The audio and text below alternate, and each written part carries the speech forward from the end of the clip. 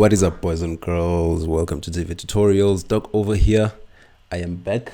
Yes, I am back with another video for you guys. As you can see, we are yet answering another previous question paper, this time around from Public Relations N6. Right? It is a question paper from the 30th of May 2019. Right, so let's go ahead and look at the questions we will be answering today. There we go. As always, make sure that you follow instructions. If they ask you to write down 5 changes, write down 5 changes. Okay? Otherwise, uyozimoshelis kati. So make sure that you follow instructions on your question paper. As per usual, I am gonna be reading out a set of questions for you guys. It seems like we have a scenario over here, and then I'm gonna be explaining the answers to you guys, right? So let's go ahead and look at the scenario. Or it's actually a job post, right? So the position is of a procurement manager, which is in Senton, right? So the purpose of the position is building a credible supply chain management organization in relation to practices, systems, and infrastructure required to execute world-class purchasing and SCM processes at AEMFC. Now, the requirements and experience are as follows. The candidate needs to have a bachelor's degree in SCM or finance, MCIPS, 8 years experience in SCM, of which 3 years must be at managerial level, right? And it is pulled from Sunday Times from the 9th of July 2017, right? So that is our job position right there. Let's look at the first question, which states, write down 5 changes you would make to improve the advertisement for 10 marks, right? So these are the changes that I would make to this advertisement to improve it, right? Firstly, I would include a bit of clarity and consciousness, right? The job advertisement should be more concise and focused. Remove redundant phrases and jargon to make it clear and more appealing to potential candidates, right? Now, if I am browsing through the newspaper and I come across a job post that has a lot of words that I don't necessarily understand, chances are I'm just gonna keep it moving. You understand? So you must remember that with an advertisement, you want to retain your audience's attention. So removing very redundant phrases or jargon words might improve your advertisement, right? So another thing that I would implement in this advertisement is the key responsibilities and expectations, right? Now, explicitly state the key responsibilities and expectations for the procurement manager role. Provide a clear picture of what the candidate will be responsible for in building a credible supply chain management organization, right? If you look at the requirements section, you have just 2 points, right? Now, if you go into detail and you explain exactly what is it that is expected from the candidates, then the advertisement looks more appealing, right? Because it has so much details, right? And then skills and competencies, right? Include a section highlighting specific skills and competencies required for the role. This could include proficiency in relevant software, negotiation skills, and a track record of successful chain management, right? Now, if you have skills and competencies appearing in your job post, your candidates are able to have a look at them and compare their set of skills to see if they qualify. You understand? So it speaks to the same volume as applying a bit of clarity and consciousness into your job post, right? And then another thing is the company culture and values. Integrate a brief section about the company's culture and values to attract candidates who align with the organization's principles. This can help in attracting candidates who not only have the right skills but also fit well with the company culture, right? This is something that organizations actually take into consideration very, very seriously, right? The organization's culture and values. If as an organization, you are going to hire someone, it is important that you hire someone who shares the same values or understands the company's culture, so that when they get into the organization, they are able to blend in with everyone easily. You understand? And that actually boosts productivity. You understand? So companies do take this into consideration. So having it appearing in your job post could really play a very vital role, because it sort of lays out a picture of what the organization is about, and whoever the candidate is, they are able to understand what the organization is about, and if they do indeed fit with the company's culture and the values. You understand? And then another point is the application process, right? Clearly outline the application process, including deadlines and contact information. Make it easy for potential candidates to understand how to apply for the position. Because if you look at this job post, it doesn't specify how do we apply for this position. I mean, it was pulled from Sunday Times. I mean, here I am right now. I see all the information that I'm seeing, but then how do I apply? You understand? So it is very important to include the application process. You need to outline the deadlines, the opening dates, all those things that are necessary in terms of the application process. You understand? So it's very important to outline them. Let's go ahead and look at the next question. Before any publication is planned, the objective of publication, the target group, and available budget should be decided, as it will determine the size and specific nature of publication, right?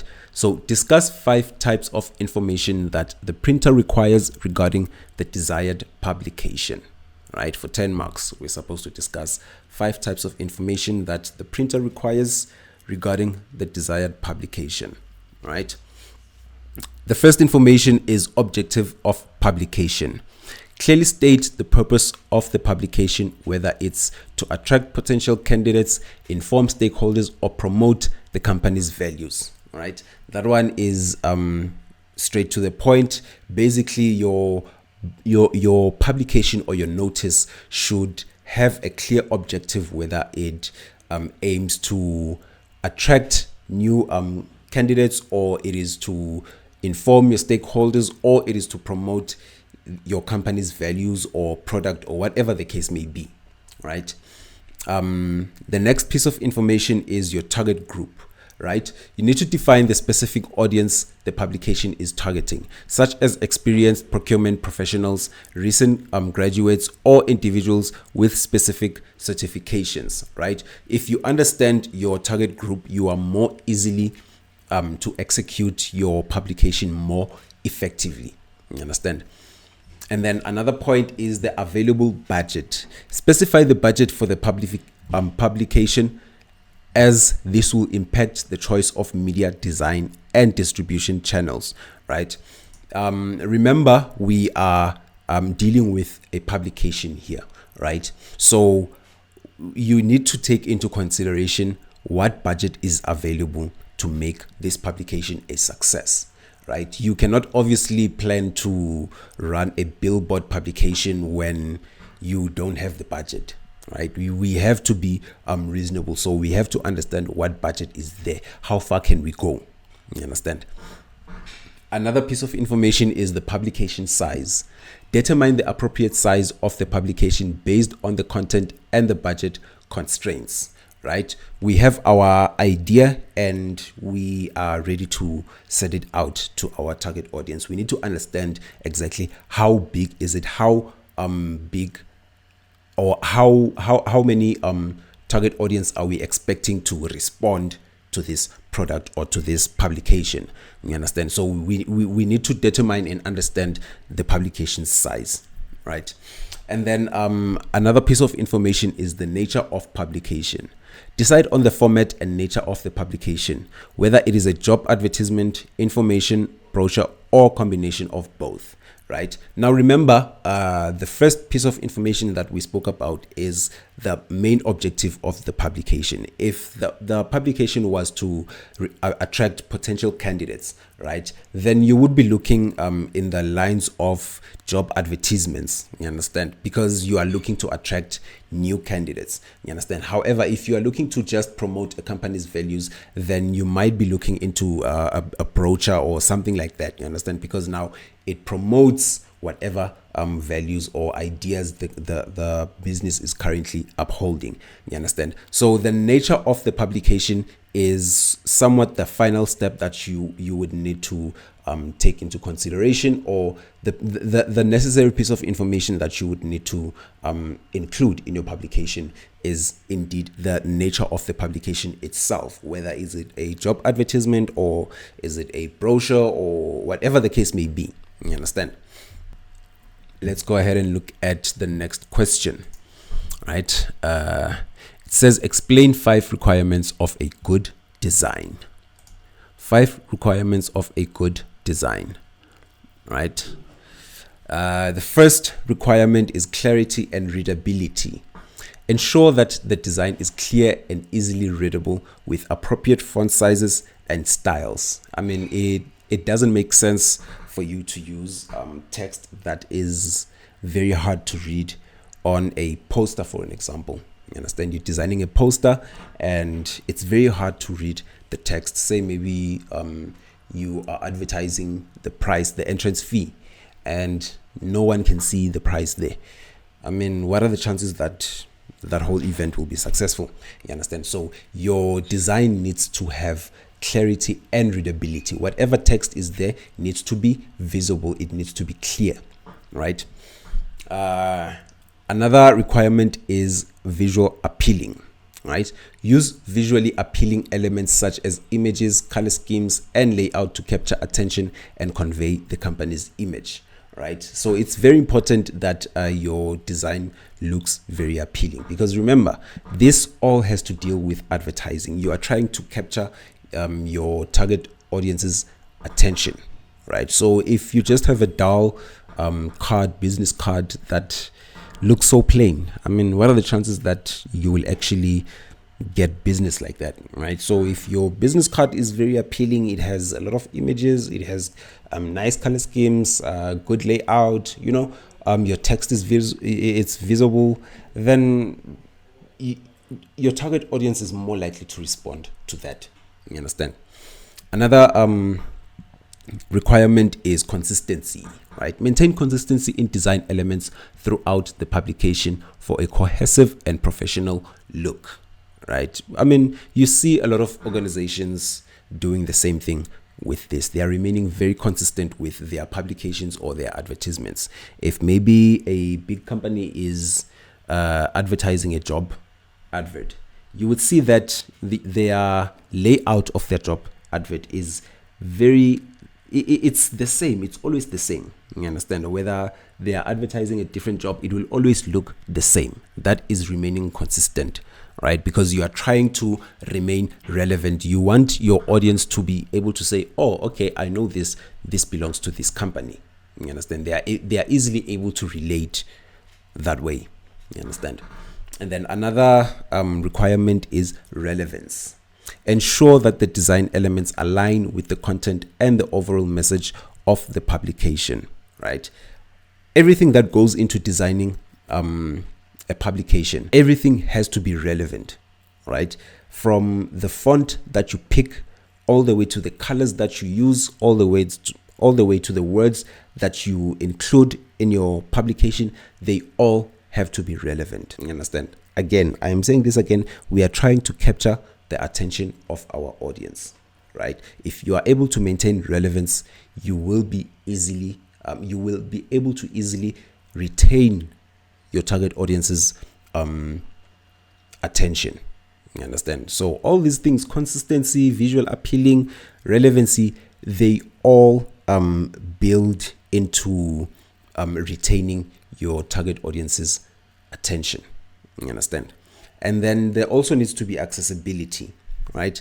Design with accessibility in mind, considering factors like color contrast and font choices for readers with diverse needs, right? Again, this sort of speaks to the first point that I mentioned about clarity and readability, right? If your business card, for an example, is it is designed in such a way that even if you can give it to someone who is wearing reading glasses, they would be easily be focused into that business card, trying to read what is on it, the same way a person who's not wearing glasses. You understand? If your design could be that good, and you just have to make it accessible so that everyone can easily relate to it, right? It's not only select for a few, or even if it is select for a few, because remember, we are talking about a target market, right? So even if your publication is targeted to a few, when you access those few, you are able to retain their attention, and it's still diverse enough to accommodate everyone within your target market spectrum. You understand? So that is the last requirement, which is accessibility, right? It needs to be accommodative of your entire target market, right? To get the next question, which reads as follows: discuss 5 guidelines for dealing with the press, right? We're dealing with the press. What are the 5 guidelines to that situation, right? The first guideline is accuracy, right? Provide accurate and truthful information to the press. Avoid misinformation that could harm the company's reputation, right? It's very important whenever you are speaking on behalf of your company and you are speaking to the press, you need to be accurate as possible. You understand? You need to be as truthful as possible, and you need to avoid using information that could jeopardize the company's reputation, right? Or specifically avoid misinforming the press, you understand, in a way that could jeopardize the company's reputation. So accuracy is very important, right? And the next guideline is media training. Ensure that spokespersons are trained to effectively communicate with the press, including handling difficult questions and staying on message, right? I mean, if you watch some of these press conferences, you would always notice that whoever is standing behind the mic always has the right thing to say. You understand? Not every time, but most of the cases, that person always has the right words for the right questions. They always have the right thing to say. You understand? That is very important when you are electing someone to stand for an organization, to speak for an organization. You understand? You need to put someone who will be able to use words in a way that could benefit the organization. You understand? So this person needs to be very smooth with words. So that's what this point means. You need to have someone who knows how to communicate effectively, right? And then the next guideline is timeliness, right?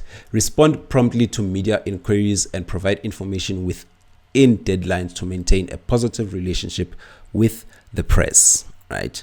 Now, if the press maybe is asking the organization certain questions, maybe asking about the financial reports of that company, it's always up to the company's best interest to make sure that it makes that information available as soon as possible, right? Because at the end of the day, the company is trying to retain a positive image or relationship with the press. You understand? Remember, the press holds the power of how can I put this? Holds the power of switching the flip between profit and loss for an organization. You understand? A press can literally write something about an organization and that organization stocks just drop. You understand? That is how powerful the press is. So organizations understand very well that there needs to be a very positive relationship with the press. You understand? So whenever the press is requiring certain information and the organization is actually obliged to share that information, the company would most of the case ensure that that information is made available as soon as possible. You understand? The next guideline is consistency in messaging, right? Maintain consistency in messaging across different media channels to avoid confusion or mixed signals, which is very important. I mean, you cannot say today 1 + 1 is 2 and then tomorrow you come back and say no, 1 + 1 is 6. You understand? I mean, where do you stand? So whenever you are delivering a message to the press, you need to maintain consistency in your message. You must always speak the same language. You understand? You must never change your languages. Today you're speaking English, tomorrow you're speaking Khoza. You understand? You are going to confuse the press. So you don't want that as an organization. And then the next guideline is crisis communication plan. Have a clear plan for handling negative press or crisis, including designated spokespeople and a coordinated response strategy. You understand? Organizations understand this very well. That is why some organizations have a whole PR department, you understand, to handle any public relations matters. When the organization is suffering from a terrible image tarnish, for an example, then they would bring in your PR people who would come then and speak to the press and try to explain whatever is happening to that organization so that it still retains its positive image to the public or to the press. You understand? So it's very important for an organization to have a crisis communication plan. Right. Let's go ahead and look at the next question, which reads as follows. Mention 3 types of house journals, right? 3 types of house journals, right? We have the first one, which is employee newsletter, right?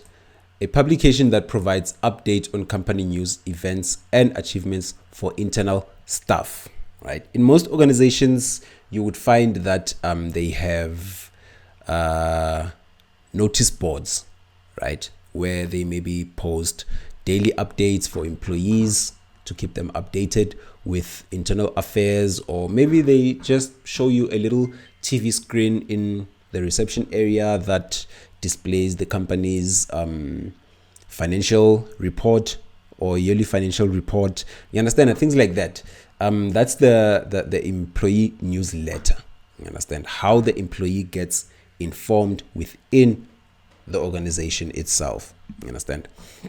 The next one is customer magazine, a journal targeted to external customers, featuring product updates, success stories, and industry related content. Now, this is when your whole marketing comes into play, because you are taking your product as an organization and you are advertising it to external customers. Now, it is no longer the same as communicating with your employees internally. Now you have to get people who are out there to buy into your idea. You understand? So that is being done through customer magazines, right? And then you have an investor bulletin, right? A publication designed for stakeholders and investors, providing financial updates, company performance, and strategic plans. You understand? A very good example of this is the stock exchange. You understand? You go into the stock exchange, you see that organization A is there, organization B is there, C, D, so on and so forth, and they tell you their share values and all that information. You understand? That is all under the investor bulletin, right? And you normally find this in the news and stuff like that, all right? Let's go ahead and look at the last question of the day, right? It states, list 7 steps in planning the audio-visual programs, right? 7 steps in planning the audio-visual programs, right? The first step is to define the objectives, right? You need to clearly outline the objectives of the audio-visual program, whether it is to inform, educate, or entertain, right? It's very important. When you are planning such things, you need to know what are you doing these things for. So this audiovisual program, exactly what is it intended to do? That is its objective. You need to define that. You understand? You cannot just create an audiovisual program that has no objective. You understand? I mean, it is senseless. The next step is to identify the target audience, right? Determine the intended audience for the program, as this will influence content and tone. You understand? So you have defined your audiovisual program's objective. Now, who is it for? Who is it going to benefit? You understand? Then you need to sit down and think about your target audience. If you are seeking to inform, then you need to clearly specify, okay, who are you trying to inform? You understand? Next step is to develop content. Plan and create the content, ensuring it aligns with the objectives and is engaging for the target audience. You understand? Remember, I am saying this again.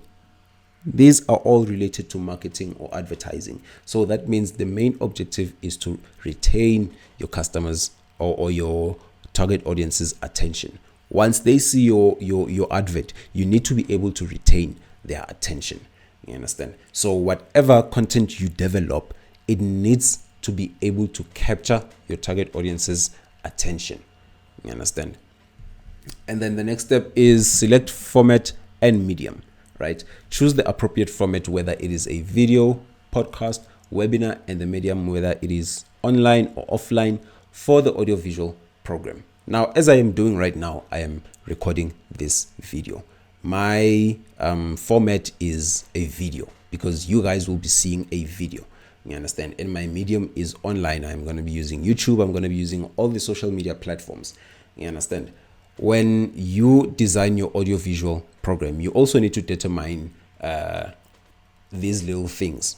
How are you going to deliver your publication or your audiovisual program to your target audience? Is it going to be online? Is it going to be offline?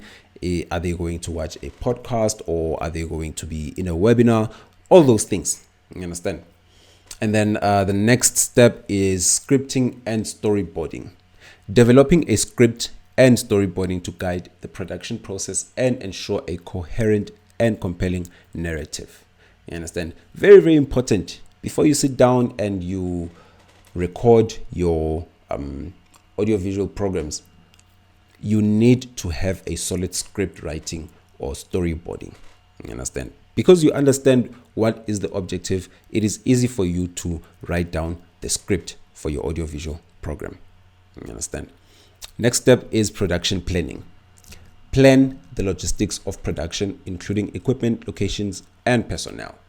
Just like me right now, I am the personnel.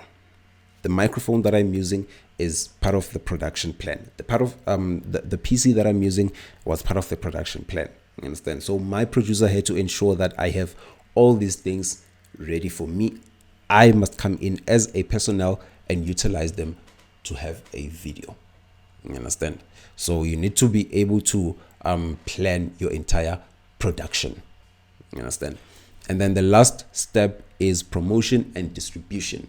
Develop a strategy for promoting and distributing the audiovisual program to reach the intended audience effectively. You understand? Once I am done with my video, I don't just leave it here on my computer. I put it up on YouTube and then I advertise it on Facebook so that more people are able to see it. You understand? So that is the part of promotion and distribution plan, part of these steps. You understand? Well, that is that, Buffet. Thank you so much for tuning in. If you're watching this video and you still haven't subscribed, click on that subscribe button, click on that bell icon so that you get instant notifications for every time we drop new content. Links to all our social medias will appear at the top of the screen. Make sure you check that out. If you want to see a specific video on our channel, you can put in video requests right there. We will make it happen. Now, as I always say, Buffet from myself and my team at TVET Tutorials, adios.